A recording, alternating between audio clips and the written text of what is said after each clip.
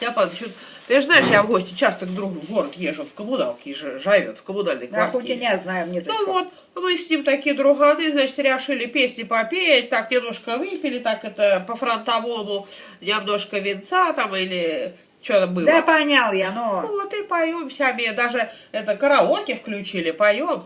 И вдруг в стенку такой стук, я аж подпрыгнул на стуле. Война началась. Какая война? Там какая-то молодежь живет. Я потом уже на следующий день спросила, они, оказывается, у них экзамен был. А мы что ж, не люди, что ли, жить нормальной жизнью? Как думаешь? Я тебе скажу так, вот у тебя с аргументацией сплошные пробелы. У тебя вообще в мозгах пробелы. Да ладно ты. Надо было сказать так. Этой вот молодежи, ваша свобода начинается там, где заканчивается свобода другого.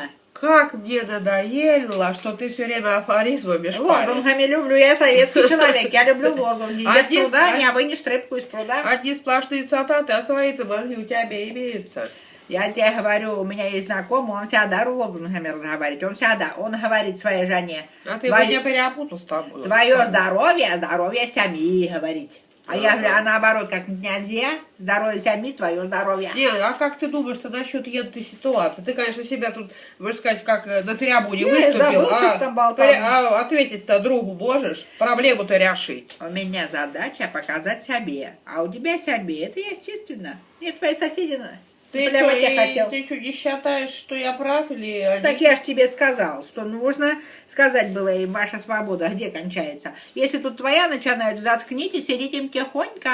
Ой, ты такой граммофон, и это что-то. Тебе надо, может, вы глухой, поэтому кричишь. Не пойму я, что это.